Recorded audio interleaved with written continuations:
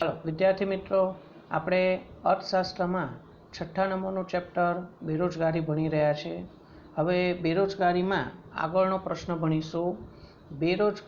ભારતમાં બેરોજગારીની સમસ્યા હલ કરવાના ઉપાયો જણાવીને કોઈ પણ 5 વિગતે સમજાવો. બરાબર, આપણે પહેલાં બધા મુદ્દા લખવા પડે. જેટલા પણ ઉપાયો છે, 7 ઉપાયો આપણને આપેલા છે. ભારતમાં બેરોજગારીની સમસ્યા હલ કરવા માટે 7 ઉપાયો છે. અને પછી એ 7 મુદ્દા લખ્યા પછી એમાંથી ગમે તે 5 જે તમને પ્રમાણમાં સહેલા લાગે, નાના લાગે, જેમાં આંકડાકીય માહિતી ઓછી હોય અથવા ના હોય, તો એવા 5 મુદ્દા તમે તમારી મરજીથી લખી શકશો. બરાબર, આપણે જોઈએ જવાબ. ભારતમાં બેરોજગારીની સમસ્યા હળવી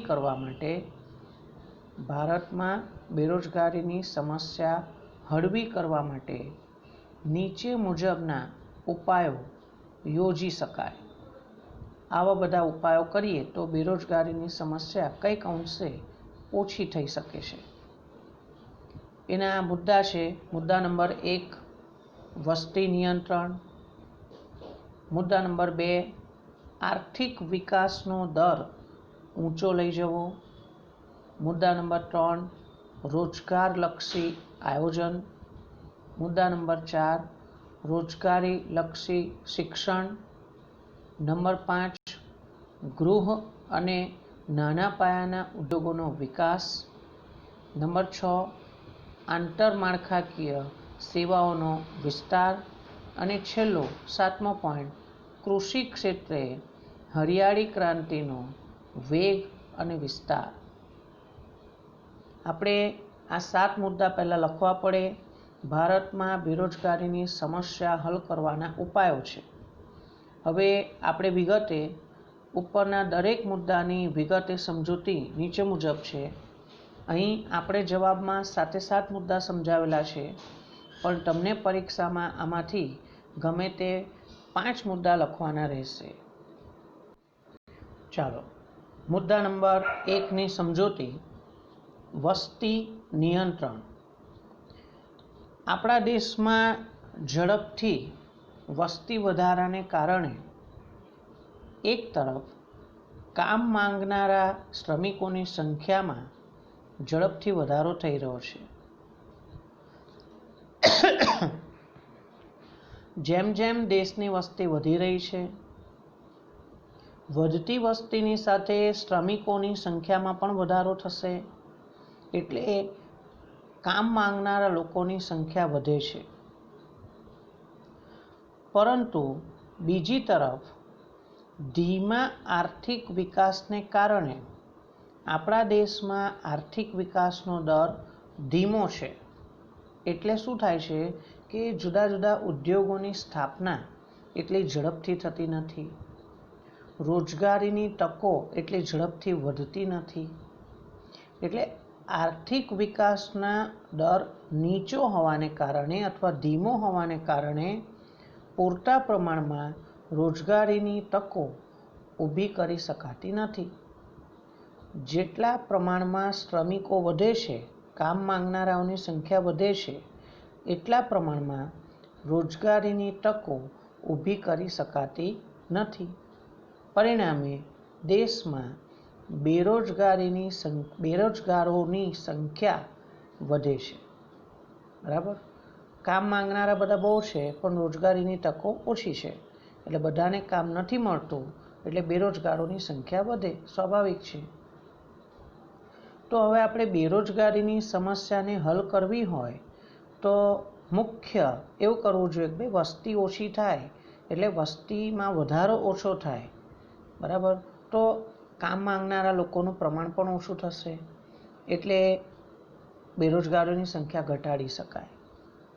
એટલે આપણે ઉપાય એવો કરીએ કે વસ્તી નિયંત્રણ કરી શકાતું હોય, વસ્તી વધારાનો દર એને થોડો કંટ્રોલમાં રાખી શકાતો હોય, તો આપણે એવો ઉપાય કરવો જોઈએ. બેરોજગારોની સંખ્યા જે વધે છે, ભારતમાં બેરોજગારીની સમસ્યા હલ કરવી હોય તો વસ્તી નિયંત્રણ માટેના અસરકારક પગલાં ભરવા જોઈએ. વસ્તીને કેવી રીતે અંકુશમાં રાખી શકાય, કેવી રીતે વસ્તી વધારો ઓછો કરી શકાય, એના માટે અસરકારક પગલાં ભરવા જોઈએ. આમ કરવાથી દેશની વસ્તી વૃદ્ધિનો જે દર છે, વસ્તી વધવાનો દર એ થોડો ધીમો થશે, નીચો આવશે અને શ્રમના પુરવઠામાં વધારો થાય છે એ મંદ પડશે. એટલે આપણે એવું નથી કહેતા કે શ્રમનો પુરવઠો વધશે જ નહીં, વસ્તી વધારો થશે જ નહીં એવું નથી કહેતા. વસ્તી વધારો ધીમો કરવાનો છે, ઓછો. એટલે જે શ્રમનો પુરવઠો છે એ વધશે પણ ધીમે ધીમે વધશે, મંદ ગતિએ.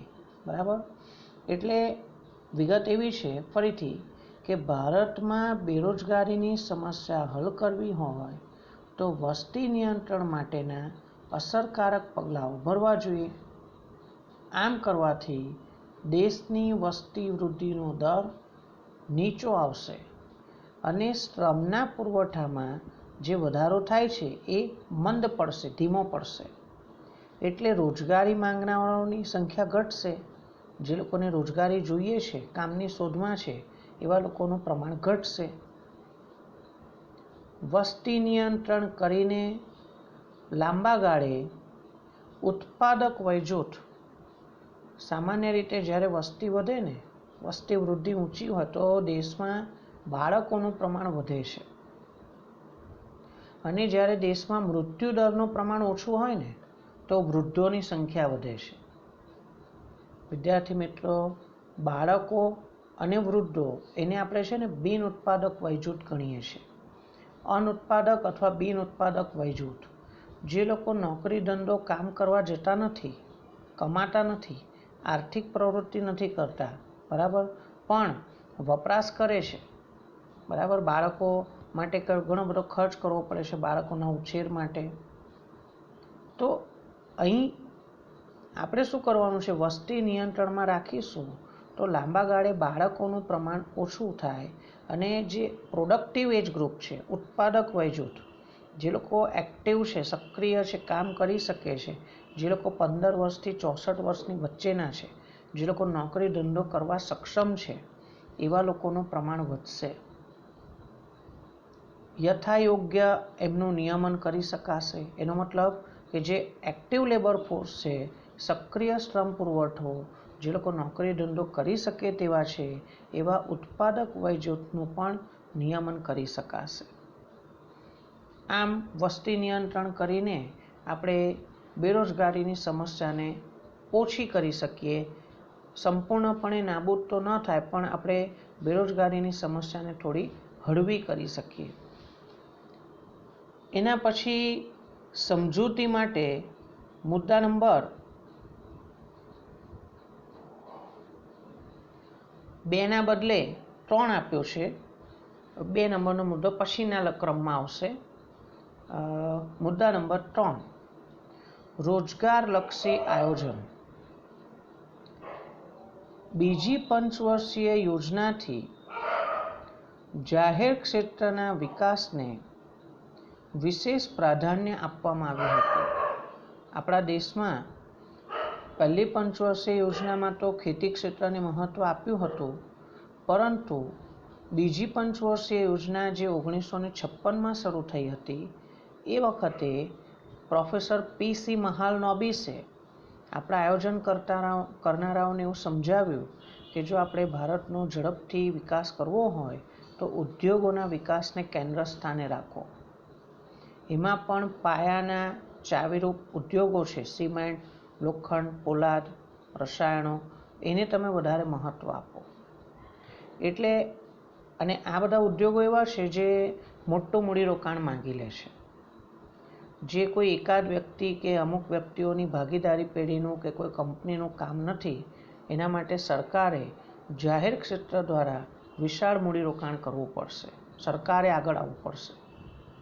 એટલે બીજી પંચવર્ષીય યોજનાથી જાહેર ક્ષેત્રના વિકાસને વિશેષ પ્રાધાન્ય આપવામાં આવ્યું, મહત્ત્વ આપવામાં આવ્યું. અને પાયાના ચાવીરૂપ ઉદ્યોગો કયા? લોખંડ, પોલાદ, સિમેન્ટ, રસાયણો આ બધા એવા ઉદ્યોગો છે જે મૂડી પ્રધાન છે, જેમાં પુષ્કળ મૂડી રોકાય છે. એટલે સરકારે જાહેર ક્ષેત્ર દ્વારા એને સ્થાપવા પડશે.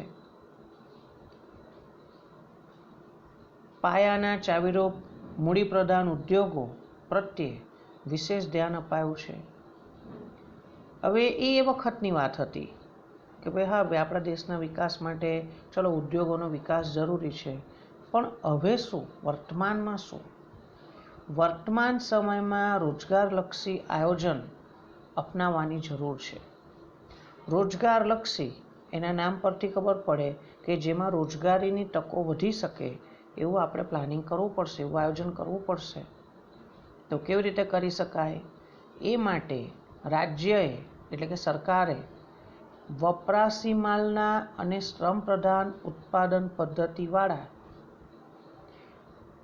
ફરીથી રાજ્યએ એટલે કે સરકારે વપરાશી માલના અને શ્રમ પ્રધાન ઉત્પાદન પદ્ધતિવાળા નાના અને મધ્યમ કદના ઉદ્યોગોનો વિકાસ કરવાની જરૂર છે. જે ઉદ્યોગો નાના છે, મધ્યમ કદના છે, જે શ્રમ પ્રધાન ઉત્પાદન પદ્ધતિ વાપરે છે, જે વપરાશી વસ્તુનું ઉત્પાદન કરે છે, એવા ઉદ્યોગોનો વિકાસ કરવાની જરૂર છે. બીજું, વેપાર વાણિજ્યની પ્રવૃત્તિઓનો વિકાસ કરવાની જરૂર છે. પશુપાલન, ડેરી ઉદ્યોગ આ બધાના વિકાસ પર પણ ભાર મૂકવાની જરૂર છે. એટલે સરકારે આ બધી બાબતો દ્વારા રોજગારીનું પ્રમાણ વધારવાનું છે. આ ઉદ્યોગો બધા કેવા છે? પ્રમાણમાં ઓછી મૂડીએ વધુ રોજગારી આપવાની ક્ષમતા ધરાવે છે. જે શ્રમ પ્રધાન ઉદ્યોગો છે, જે વપરાશી માલના ઉદ્યોગો છે, જે પશુપાલન, ડેરી ઉદ્યોગ એ બધા કેવા છે? જેમાં ઓછી મૂડી રોકીને વધુ લોકોને આપણે રોજગારી આપી શકીએ છીએ. એ જ આપણાને જોઈએ છે. બીજું, બાંધકામ ક્ષેત્રે, કન્સ્ટ્રક્શનમાં, બરાબર, આપણે જાણીએ છીએ કે ભાઈ ધારો કે એક બ્રિજ બાંધવાનો હોય તો એનો સમય પણ બહુ લાંબો હોય છે અને એમાં બધા બહુ માણસોને કામ મળતું હોય છે. તો બાંધકામ ક્ષેત્રે રોજગારીલક્ષી આયોજન કરીને રોજગારીની વધુ તકો સર્જી શકાય તેમ છે. બાંધકામ ક્ષેત્રે, કન્સ્ટ્રક્શન લાઇનમાં રોજગારીલક્ષી આયોજન કરીને, એટલે વધુ લોકોને રોજગારી આપી શકાય એવું આયોજન કરીને રોજગારીની વધુ તકો ઊભી કરી શકાય છે, સર્જી શકાય છે. બીજું કે શક્ય હોય તો શ્રમ પ્રધાન ઉત્પાદન પદ્ધતિને જ મહત્ત્વ આપવું જોઈએ. તમે બધા જાણો છો કે શ્રમ પ્રધાન ઉત્પાદન પદ્ધતિ એટલે શું? કે જે ઉત્પાદન પદ્ધતિમાં માનવ શ્રમની મદદ વધારે લેવામાં આવે, કોની તુલનામાં? મૂડીની તુલનામાં. યંત્રો કરતાં માનવ શ્રમને વધારે મહત્ત્વ આપો. તો આવી વખતે શ્રમ પ્રધાન ઉત્પાદન પદ્ધતિ એ બેરોજગારીની સમસ્યા હલ કરવા માટે કંઈક ઉપયોગી થઈ શકે છે. મુદ્દા નંબર 4, રોજગારીલક્ષી શિક્ષણ. હવે આપણે એવું જાણીએ છીએ કે ભારતમાં જે બેરોજગારીની સમસ્યા છે એમાં ખાસ કરીને શિક્ષિત બેરોજગારી, એના માટે છે ને આપણા દેશની જે વર્તમાન ખામીયુક્ત શિક્ષણ પદ્ધતિ જવાબદાર છે. તો આપણે શિક્ષણ પદ્ધતિમાં થોડા ફેરફાર કરવાની જરૂર છે કે જેથી કરીને એવું શિક્ષણ મેળવેલા યુવાનો, શિક્ષિત યુવાનો ભણ્યા પછી, શિક્ષણ મેળવ્યા પછી જે કોઈ જગ્યાએ કામ કરી શકે, કોઈ પોતે સેલ્ફ એમ્પ્લોયડ થઈ શકે, સ્વરોજગારી મેળવી શકે, બરાબર. એમને જે પુસ્તકીયું જ્ઞાન આપવામાં આવે છે એના કરતાં થોડુંક પ્રેક્ટિકલ, વ્યવહારિક જ્ઞાન આપવાની જરૂર છે. તો એવો ઉપાય આપણને આપેલા છે, રોજગારીલક્ષી શિક્ષણ. ભારતમાં વર્તમાન શૈક્ષણિક માળખું બેરોજગારીની સમસ્યા માટે એક જવાબદાર કારણ છે. અત્યારે આપણા દેશમાં જે શૈક્ષણિક માળખું છે તે પણ બેરોજગારી માટે જવાબદાર છે. કેવી રીતે? તો વર્તમાન શિક્ષણ પદ્ધતિએ કારકુનો તૈયાર કરતું, ક્લાર્ક તૈયાર કરતું પુસ્તકીય જ્ઞાન આપતી એક શિક્ષણ વ્યવસ્થા છે. વર્તમાન શિક્ષણ પદ્ધતિ એક કારકુનો તૈયાર કરતું પુસ્તકીય જ્ઞાન, બુકિશ નોલેજ, ફક્ત ચોપડિયું જ્ઞાન આપે એવી એક શિક્ષણ વ્યવસ્થા છે. પરિણામે વિનયન એટલે આર્ટ્સ અને વાણિજ્ય જે કોમર્સ છે, એટલે આર્ટ્સ અને કોમર્સ ગ્રેજ્યુએટ થયા ને, વાણિજ્યના સ્નાતક થયા પછી પણ, ગ્રેજ્યુએટ થયા પછી પણ વ્યક્તિમાં સ્વયં પોતાની જાતે રોજગારી મેળવવાની ક્ષમતા આવતી નથી. બરાબર. આર્ટ્સ અને કોમર્સ ગ્રેજ્યુએટ જે થયેલા છે એ લોકોને ફક્ત થિયોરિટિકલ જ્ઞાન આપવામાં આવે છે, પુસ્તકીય જ્ઞાન, પ્રેક્ટિકલ નોલેજ નહીં, જેથી કરીને એ લોકો સ્નાતક થયા પછી પણ એ લોકો સ્વયં રોજગારી મેળવી શકતા નથી. એટલે આ રીતે જે આર્ટ્સ અને સાયન્સના ગ્રેજ્યુએટ છે એ લોકો પોતે રોજગારી મેળવી શકતા નથી. બરાબર. એમની અંદર એવી ક્ષમતા નથી આવતી, તેને લાંબા સમય સુધીને બેરોજગાર રહેવું પડે છે.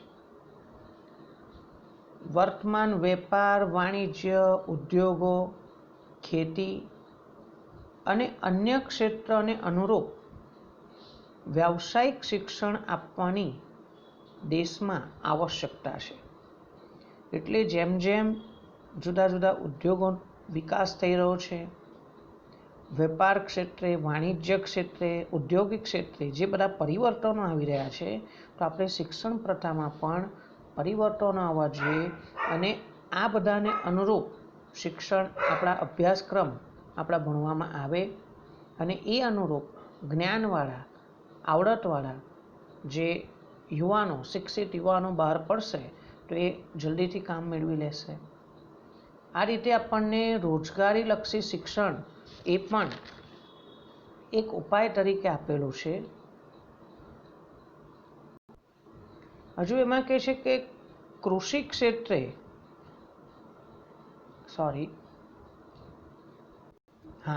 રોજગારી મેળવવાની ક્ષમતા વધે તે મુજબ યોગ્ય માનવ શક્તિનું આયોજન કરી શકે તેવી શિક્ષણ પદ્ધતિ અપનાવવા માટે શિક્ષણ ક્ષેત્રે કેટલાક ક્રાંતિકારી ફેરફારો કરવાની આવશ્યકતા છે. શિક્ષણ ક્ષેત્રે ક્રાંતિકારી ફેરફારો, ધરમૂળથી આમૂલ ફેરફારો, પરિવર્તનો કરવાની જરૂર છે. કેમ કે શિક્ષણ મેળવ્યા પછી રોજગારી મેળવવાની ક્ષમતા વધે. બરાબર. ફક્ત પુસ્તકીય જ્ઞાન નહીં, વ્યવહારિક જ્ઞાન, પ્રેક્ટિકલ નોલેજ આવે. એ રીતે શિક્ષણ વ્યવસ્થામાં થોડા પરિવર્તનોની જરૂર છે અને માનવ શક્તિનું યોગ્ય આયોજન કરી શકાય. આપણી પાસે માણસો બહુ જ છે બધા કામ કરવા માટે. એમની અંદર જુદા જુદા પ્રકારની આવડતો વિકસાવવી પડશે. બરાબર. એટલે એવી શિક્ષણ પદ્ધતિ અપનાવવા માટે કેટલાક ક્રાંતિકારી પરિવર્તનો કરવા પડશે, જે આપણી પાસેના જે માણસો છે એનો માનવ શક્તિનું યોગ્ય આયોજન કરી શકે. મુદ્દા નંબર 5, ગૃહ અને નાના પાયાના ઉદ્યોગોનો વિકાસ. આપણે બધા જાણીએ છીએ કે ગૃહ ઉદ્યોગો અને નાના પાયાના ઉદ્યોગો એ રોજગારી આપવાની ક્ષમતા વિશેષ ધરાવે છે. બરાબર. ગૃહ અને નાના પાયાના ઉદ્યોગોમાં ઓછું મૂડીરોકાણ થતું હોય છે અને વધુ રોજગારી આપવાની ક્ષમતા પણ ધરાવે છે. વધારે માણસોને કામ આપી શકાય છે. આ પ્રકારના ઉદ્યોગોનો વિકાસ કરીને, એટલે કે ગૃહ ઉદ્યોગો કે નાના પાયાના ઉદ્યોગોનો વિકાસ કરીને બેરોજગારીની સમસ્યા હળવી કરી શકાય તેમ છે. સામાન્ય રીતે આપણે ગૃહ ઉદ્યોગો કોને કહીએ છીએ? ગૃહ ઉદ્યોગો એટલે એવા ઉદ્યોગો જે ઘરના સભ્યોની મદદથી જ સામાન્ય શ્રમ પ્રદાન પદ્ધતિનો ઉપયોગ કરીને, જે એવું કહેવાય કે વીજળીથી ચાલતા યંત્રોની મદદ લીધા વગર આપણે વસ્તુ બનાવી શકતા હોઈએ. બરાબર. દાખલા તરીકે દિવાળીના સમયમાં મઠિયા ફાફડા બનાવવાનું કામ થતું હોય, પાપડ બનાવવાનું કામ છે, ખાંડવી બનાવવાનું કામ છે, અગરબત્તી બનાવવાનું કામ છે, આ બધા ગૃહ ઉદ્યોગ છે. ખાખરા બનાવવા, બરાબર, એ બધા ગૃહ ઉદ્યોગ છે. તો એમાં ઓછું મૂડીરોકાણ અને વધારે રોજગારી છે. તો આપણે બેરોજગારીની સમસ્યા હલ કરવા માટે આવા ગૃહ ઉદ્યોગોનો, નાના પાયાના ઉદ્યોગોનો વિકાસ કરવો જોઈએ. એની એક આંકડાકીય માહિતી છે કે એક સરખું મૂડીરોકાણ કરીએ ને શેમાં, ગૃહ ઉદ્યોગોમાં, અને એટલું જ રોકાણ મોટા પાયાના ઉદ્યોગોમાં, તો એવું કહે છે એક સરખા મૂડીરોકાણ દ્વારા નાના ઉદ્યોગોમાં મોટા ઉદ્યોગો કરતાં 7.5 ગણી વધુ રોજગારીની તકો ઊભી થઈ શકે છે. એટલે એવું કહેવા માંગે છે કે જેટલું મૂડીરોકાણ મોટા ઉદ્યોગોમાં કરીએ અને રોજગારી મળે, એના કરતાં 7.5 ગણી વધારે રોજગારી નાના ઉદ્યોગોમાં એટલું જ મૂડીરોકાણ કરીને મળી શકે છે. એક વિગત તમને હું જણાવું. દાખલા તરીકે ગૃહ ઉદ્યોગોમાં માત્ર 3100 રૂપિયાનું રોકાણ કરીને એક જણને રોજગારી મળે છે, જ્યારે મોટા પાયાના ઉદ્યોગોમાં 22,000 રૂપિયાનું રોકાણ કરીને એક જણને રોજગારી મળે છે. બરાબર. હવે 3100 રૂપિયા એવા એક જણ પાછળ રોકો, તો હવે 3100 એવું આપણે ગણીએ, 7 વડે ગણીએ તો 7 તારી 21 અને બીજા 700, એટલે 22,000 કરતાં તો ઓછા જ થયા, અથવા 22,000 મેક્સિમમ. તો અહીં શું થયું કે મોટા પાયાના ઉદ્યોગોમાં 22,000 રૂપિયા રોકીને એક જણને રોજગારી મળી, જ્યારે ગૃહ ઉદ્યોગોમાં 22,000 રોકીને 7 જણાને રોજગારી મળી. થઈ ગયું ને? એટલે ગૃહ ઉદ્યોગો, નાના પાયાના ઉદ્યોગો આ મોટા પાયાના ઉદ્યોગો કરતાં અનેક ગણી રોજગારીની તકો સર્જી શકે છે. આપણા દેશમાં મૂડીની ખેંચ છે, મૂડીની અછત છે. તો મૂડીની ખેંચવાળા અને શ્રમ પ્રધાન ભારત દેશમાં જ્યાં કામ કરવા માટે પુષ્કળ માણસો, શ્રમિકો ઉપલબ્ધ છે, મૂડીની ખેંચ છે, મૂડી ઓછી છે, તો એવા ભારત દેશમાં ગૃહ ઉદ્યોગો અને નાના ઉદ્યોગોને દેશમાં આપણે સૌથી વધારે રોજગારી આપતા ઉદ્યોગોનો એક વિકલ્પ તરીકે સ્વીકારવો જોઈએ. ગૃહ અને નાના ઉદ્યોગોને આપણા ભારત દેશમાં વધુ રોજગારી આપતા શ્રેષ્ઠ વિકલ્પના સ્વરૂપમાં સ્વીકારીને તેના વિકાસમાં રાજ્યએ, સરકારે વિશેષ તકેદારી રાખવાની જરૂર છે. સરકારે જ પ્રયત્ન કરવા જોઈએ કે ગૃહ ઉદ્યોગો અને નાના પાયાના ઉદ્યોગોનો વિકાસ હજુ કેવી રીતે થઈ શકે, જેથી કરીને રોજગારીની તકો આપણે વધારી શકીએ. અગાઉ આપણે બીજા નંબરનો મુદ્દો ચૂકી ગયા હતા, એ હવે આવે છે. નંબર 2, આર્થિક વિકાસનો દર ઊંચો લઈ જવો. ભારતમાં આર્થિક વિકાસનો દર આયોજનના શરૂઆતના વર્ષોમાં આપણા દેશમાં 1951થી બધી પંચવર્ષીય યોજનાઓ શરૂ થઈ ત્યારથી શરૂઆતના 3 દાયકા, 30 વર્ષનો સમયગાળો, 1951થી 1981 સુધીમાં આપણા દેશમાં આર્થિક વિકાસનો દર 3 થી 3.5% હતો. બહુ જ ઓછો કહેવાય. 3 થી 3.5% જેટલો નીચો રહેવા પામ્યો હતો. અને એની સામે છે ને આપણા દેશમાં વસ્તી વધારો 2%થી વધારે હતો. સમજો, આપણા દેશમાં આર્થિક વિકાસ 3-3.5% થાય, 3.5% ગણી લો, અને વસ્તી 2%થી વધે, તોય ડિફરન્સ કેટલો પડ્યો? 1.5%નો ડિફરન્સ પડ્યો. એટલે માથાદીઠ આવક એટલી બધી ઝડપથી વધી નહોતી શકી. બરાબર. જો દેશના આર્થિક વિકાસમાં નિયમિત ઊંચા દરે વધારો કરવો હોય, જો આપણે આપણા દેશમાં ઝડપથી આર્થિક વિકાસ કરવો હોય, તો રોજગારીની તકોમાં ઘણા ઊંચા દરે વધારો કરી શકાશે. એટલે આપણા દેશમાં જો આર્થિક વિકાસ ઝડપથી થશે, ઊંચા દરે થશે, તો રોજગારીની તકો પણ એટલા જ પ્રમાણમાં વધારે થશે અને બેરોજગારીની સમસ્યા હળવી બનશે. અર્થતંત્રના જુદા જુદા વિભાગો વચ્ચે સંકલન સાધવું પડશે. એટલે સરકારે જ પ્રયત્ન કરવા પડશે. અર્થતંત્રના જુદા જુદા વિભાગો, ખેતી ક્ષેત્ર હોય, ઉદ્યોગો હોય, સેવા વિભાગ હોય, આવા જુદા જુદા વિભાગો વચ્ચે સંકલન કરીને, કોઓર્ડિનેશન કરીને, જાહેર ક્ષેત્ર હોય, ખાનગી સાહસો હોય, સહકારી ક્ષેત્રો હોય, સહકારી કોઓપરેટિવ કે અન્ય સ્વરૂપે ઔદ્યોગિક ક્ષેત્રે મૂડીરોકાણ વધે તેવા પ્રયાસો કરવા જોઈએ. સરકાર એવો પ્રયત્ન કરવો જોઈએ કે કાં તો જાહેર ક્ષેત્રે રોકાણ વધે, જે સરકાર દ્વારા ચલાવવામાં આવે છે, કાં તો ખાનગી ક્ષેત્રે રોકાણ વધે, સહકારી ક્ષેત્રે કે બીજા કોઈ પણ રીતે મૂડીરોકાણનું પ્રમાણ વધવું જોઈએ. જેટલા નવા સાહસો સ્થપાશે એટલી રોજગારીની તકો વધશે અને બેરોજગારીની સમસ્યા કંઈક અંશે આપણે હલ કરી શકીશું. બીજું કે કૃષિ ક્ષેત્રે સિંચાઈની સગવડો વધારવાની જરૂર છે. આપણા દેશમાં ખેતી હજુ પણ વરસાદી ખેતી છે. મોટાભાગની જમીનને હજુ પણ સિંચાઈની સુવિધાનો લાભ નથી મળતો, એટલે પાણીની ખાતરી નથી હોતી અને પાણીની ખાતરી ના હોવાથી વર્ષમાં એકથી વધુ વખત પાક નથી લઈ શકાતો. તો આપણે શું કરવાની જરૂર છે? કૃષિ ક્ષેત્રે સિંચાઈની સગવડ વધારવી છે અને અન્ય જરૂરી સવલતો પૂરી પાડો ખેતી માટે.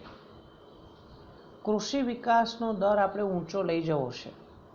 કૃષિ ક્ષેત્રનું પ્રમાણ, કૃષિ ક્ષેત્રનો વિકાસ કરીને કૃષિ ઉત્પાદન વધારવાની જરૂર છે. બીજું, આપણા દેશમાં હરિયાળી ક્રાંતિ થઈ છે. ખેતી ક્ષેત્રે અનાજના ઉત્પાદનમાં નોંધપાત્ર વધારો થયો છે.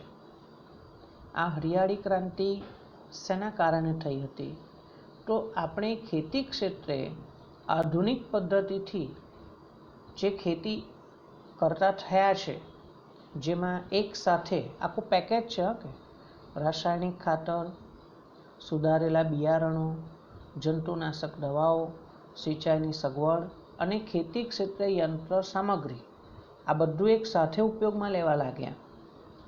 પહેલાં આપણે છાણિયું ખાતર ઉપયોગ કરતા હતા, પછી એના બદલે NPK, નાઇટ્રોજન, પોટેશિયમ અને ફોસ્ફરસના તત્વોવાળું રાસાયણિક ખાતર ઉપયોગમાં લેવા માંડ્યા. ખેતી ક્ષેત્રે નવા બીજ શોધાયા, સંકર બિયારણ શોધાયા.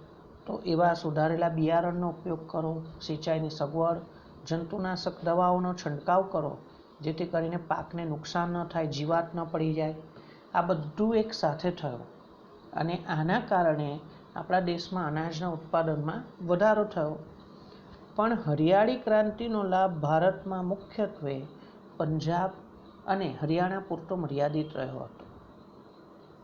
તો હવે હરિયાળી ક્રાંતિનો લાભ દેશના બીજા બધા રાજ્યોને પણ મળે તેવા પ્રયાસો કરવાની જરૂર છે અને આર્થિક વિકાસ દરને ઊંચો લઈ જવા માટે રોજગારીની તકોમાં વધારો કરી શકાય તેમ છે. જો આર્થિક વિકાસનો દર આપણે ઊંચો લઈ જઈશું તો રોજગારીની તકોમાં પણ આપણે વધારો કરી શકીએ તેમ છે. પોઈન્ટ નંબર 6, આંતરમાળખાકીય સેવાઓનો વિસ્તાર, ઇન્ફ્રાસ્ટ્રક્ચર ફેસિલિટીઝ આપણે વધારવાની જરૂર છે. આંતરમાળખાકીય સુવિધાઓ, જેમાં આપણે વીમો, બેન્કિંગ, વાહન વ્યવહાર, સંદેશા વ્યવહાર, બરાબર, આ બધાનો સુવિધાઓનો આપણે સમાવેશ કરીએ છીએ. રાજ્ય દ્વારા ગ્રામ્ય વિસ્તારમાં શિક્ષણ હોય, આરોગ્ય હોય, રહેઠાણ હોય, વીજળી, સડક, પાકા રસ્તા બનાવવા, વ્યાવસાયિક તાલીમ કેન્દ્ર જેવી આંતરમાળખાકીય સુવિધાઓ વધારવામાં આવે. આ બધી ઇન્ફ્રાસ્ટ્રક્ચર ફેસિલિટીઝ જો ગામડાઓમાં વધારવામાં આવે, ધારો કે શિક્ષણની સુવિધા વધારવા માટે નવી સ્કૂલો બાંધવામાં આવે, આરોગ્ય માટે નવી હોસ્પિટલો બાંધવામાં આવે, રહેઠાણ રહેવા માટેના મકાનો બાંધવામાં આવે, તો એમાં ઘણા બધા લોકોને કામ મળી શકે છે. વીજળી, સડક બનાવવી, વ્યાવસાયિક તાલીમ કેન્દ્રો શરૂ કરવા, આ બધી સુવિધાઓ વધારવામાં આવે તો સ્થાનિક સાધનોની મદદથી પોતાના રહેઠાણની નજીક રોજગારી મેળવવાનું શક્ય બને છે. એટલે ગામડાના લોકોએ રોજગારી મેળવવા માટે શહેરમાં જવાની જરૂર નથી, એમને એમના ગામડામાં જ જોબ મળી જાય, કામ મળી જાય, આ બધું બાંધકામ માટે. બીજું કે ગ્રામ્ય વિસ્તારમાં આંતરમાળખાકીય સુવિધા વધવાથી નવી રોજગારીની તકો વધશે. આ બધું ઉત્પાદન કરવા માટે, સર્જન કરવા માટે, બનાવવા માટે, બરાબર, સ્કૂલો, હોસ્પિટલો, રહેવા માટેના મકાનો, એ બધા માટે માણસો જોઈશે, એટલે રોજગારીની તકોમાં વધારો થાય છે. ત્રીજું એટલે એની અંદર કૃષિ ક્ષેત્ર અને તેની સાથે સંકળાયેલા અન્ય ક્ષેત્રોમાં પણ રોજગારી વધશે, કેમ કે ખેતી ક્ષેત્રનો પણ વિકાસ થશે. જો આંતરમાળખાકીય સુવિધાઓ હશે તો એના કારણે ખેતી ક્ષેત્રનો પણ વિકાસ થશે. એની સાથે સંકળાયેલા મરઘા ઉછેર હોય, પશુપાલન હોય, મત્સ્ય હોય, બરાબર, એ બધાનું પણ રોજગારીનું પ્રમાણ વધશે. પરિણામે બેરોજગારીની સમસ્યા હળવી બનશે. આમ આ 6થા નંબરનો પોઈન્ટ છે કે આંતરમાળખાકીય સેવાઓનો વિસ્તાર કરવો જોઈએ. છેલ્લો અને 7મો પોઈન્ટ એ છે કૃષિ ક્ષેત્રે હરિયાળી ક્રાંતિનો વેગ અને વિસ્તાર. એટલે શું કે કૃષિ ક્ષેત્રે હરિયાળી ક્રાંતિને વેગ એટલે ઝડપ, સ્પીડ કરવાની જરૂર છે, અને એનો વિસ્તાર, એનો ફેલાવો આખા દેશમાં કરવાની જરૂર છે. આપણને સ્વાધ્યાયમાં 3 માર્ક માટે અલગથી આવો પ્રશ્ન આપેલો છે કે કૃષિ ક્ષેત્રે હરિયાળી ક્રાંતિના વેગ અને વિસ્તાર દ્વારા બેરોજગારીની સમસ્યા હળવી કરી શકાય છે, સમજાવો. 3 માર્ક માટે આ જવાબ આપણને પૂછી શકાય છે, બરાબર. 1 પેજ જેટલો એનો જવાબ છે.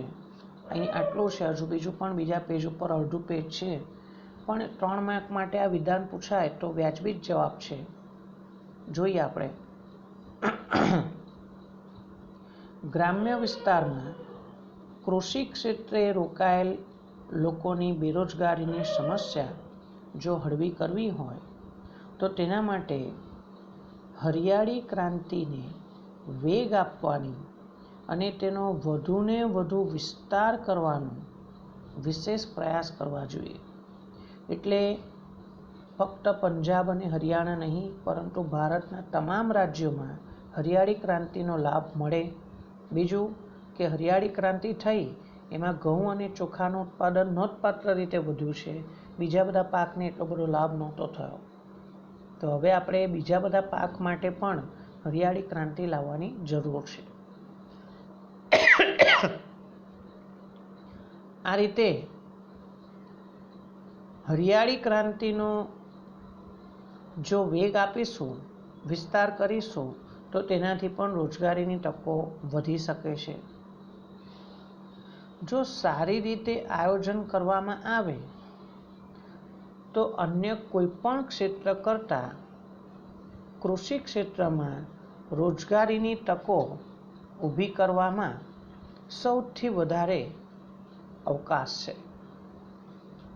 ફરીથી, જો સારી રીતે આયોજન કરવામાં આવે તો આપણે એવું કહી શકીએ કે ઉદ્યોગો અથવા સેવા વિભાગમાં જેટલી રોજગારી ઊભી કરવાની તક છે એના કરતાં પણ કૃષિ ક્ષેત્રમાં રોજગારીની તકો ઊભી કરવામાં સૌથી વધારે અવકાશ છે, સ્કોપ છે, ચાન્સીસ છે, શક્યતા છે.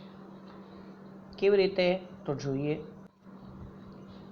Professor P C. મહાલનોબિસ એવું સમજાવે છે કે ભારતમાં જો કૃષિ ક્ષેત્રે ₹1 કરોડનું મૂડીરોકાણ કરીએ ને આપણે, પી.સી. મહાલનોબિસ એવું જણાવે છે, એમનો મત એવો છે કે ભારતમાં કૃષિ ક્ષેત્રે ₹1 કરોડનું મૂડીરોકાણ કરવામાં આવે તો 40,000 વ્યક્તિને રોજગારી આપી શકાય છે.